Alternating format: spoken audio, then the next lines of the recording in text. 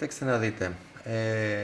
σε αυτή τη συγκυρία και έτσι όπως διαμορφώθηκε όλο το κλίμα τον προηγούμενο καιρό μετά από συζητήσεις που υπήρχαν για το ασφαλιστικό και για το φορολογικό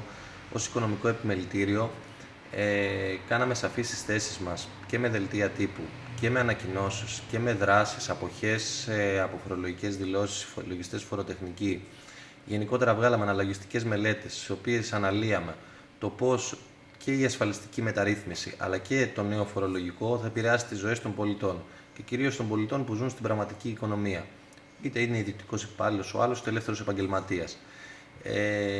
Υπάρχουν πάρα πολύ μεγάλες αλλαγές. Στα πλαίσια της ασφαλιστικής μεταρρύθμισης, όπως είδατε, δώσαμε στη δημοσιότητα διάφορους πίνακες για τους οποίους θα επιβαρυνθούν είτε οι νέοι οικονομολόγοι, οι οποίοι δεν εξαιρέθηκαν από τις εκπτώσεις όπως οι άλλοι επαγγελματίες ή τα άλλα επαγγέλματα. Από εκεί και πέρα, νέες επιβαρύνσεις που έχουν να κάνουν και με τις εισφορές προνοίας αλλά και με τις εισφορές εν γέννη για τα ελευθέρια επαγγέλματα, αυτή τη στιγμή σε συνδυασμό με το νέο φορολογικό, τις αυξήσεις στους έμεσους φόρους από 23% σε 24%, αλλά ταυτόχρονα και με τις αυξήσεις στην προκαταβολή του εισοδήματος, με τις αυξήσεις καθ' αυτό στο φόρο εισοδήματος, έρχεται ένα εκρηκτικό μείγμα που αυτή τη στιγμή ένας άνθρωπος ο οποίος είναι στην ελεύθερη αγορά δεν μπορεί να ανταπεξέλθει. Υπάρχει μια σαφή επίθεση στο εισόδημα αυτή τη στιγμή ενός είτε ελεύθερου επαγγελματία, είτε ανθρώπου που δουλεύει μισθωτού, είτε υπαλλήλου, είτε οτιδήποτε, είτε αγρότη, αν θέλετε, που αυτή τη στιγμή παρατηρούμε φαινόμενα. Κάποιος ο οποίος έχει είτε με μικρό, είτε με μεγάλο, είτε με μεσαίο εισόδημα, άλλος λιγότερο, άλλος περισσότερο, αυτή τη στιγμή να επιβαρύνεται. Υπάρχουν περιπτώσεις, όπως εμείς τις αναλύσαμε με βάση τους πίνακες και τις αναλογιστικές μελέτες, όπου το 80% του εισοδήματος, αν αφαιρέσετε δηλαδή το φόρο στο εισόδημα, το 100% προκαταβολή, το φόρο, την εισφορά αλληλεγγύης, το φόρο επιτιδεύματος, όλα αυτά φτάνουν αυτή τη στιγμή έναν ελεύθερο επαγγελματία, έναν έμπορο, έναν αγρότη, να μην μπορεί να ανταπεξέλθει στις υποχρεώσεις. Από εκεί και πέρα, στο πολυνομοσχέδιο το οποίο ψηφίστηκε, πέραν τις αυξήσεις στους έμεσους φόρους, είχαμε κατάργηση του ΕΚΑΣ, όπως είδατε. Υπάρχει ακόμα ένας αστερίσκος μετά το χθεσινό Eurogroup για τα αναδρομικά του ΕΚΑΣ αυτό το εξάμηνο, τα οποία μπορεί να ζητηθούν πίσω.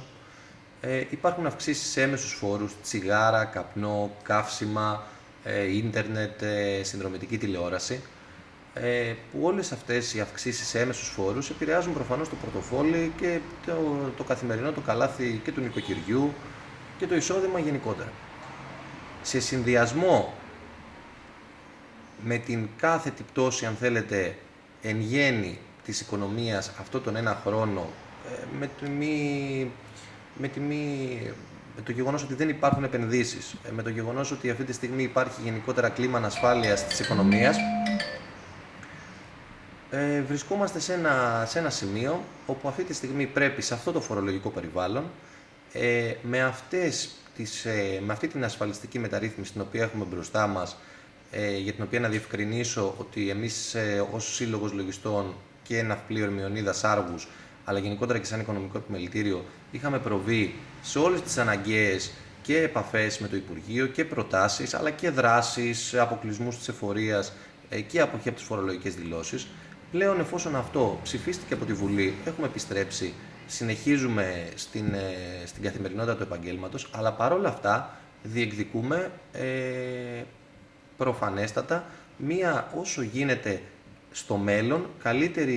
ρύθμιση όλων όσων πέρασαν. Θεωρώ ότι από εδώ και πέρα το βασικό είναι και μετά το χθεσινό Eurogroup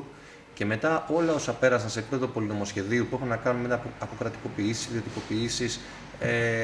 και ένα πακέτο συνολικών μέτρων το οποίο έχει να κάνει, αν θέλετε, με μία πρωτοφανή εκποίηση δημόσιας περιουσίας για τα επόμενα 100 χρόνια, το πώς μπορεί, ο μοναδικός στόχος αυτή τη στιγμή, το πώς μπορεί η Ελλάδα να εφαρμόσει ένα συνενετικό πλαίσιο όσο γίνεται μεγαλύτερο για το σχέδιο και να καταρτιστεί ένα σχέδιο ανασυγκρότησης για τη χώρα. Να μπορέσουμε να συμφωνήσουμε στα μίνιμουμ με όλες τις πολιτικές δυνάμεις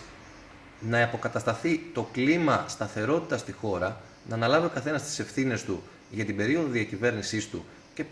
και προφανέστατα η κυβέρνηση για τον 1-1,5 χρόνο, να επανέλθει το κλίμα σταθερότητας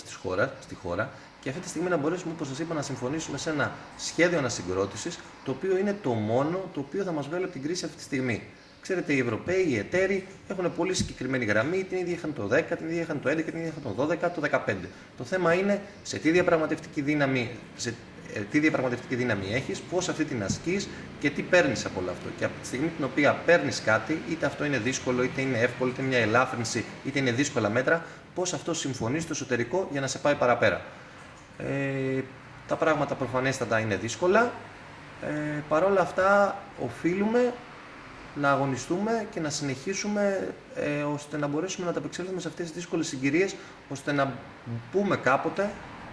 με ένα χρονικό ορίζοντα όσο γίνεται πιο γρήγορα, ότι καταφέρνουμε να βγούμε από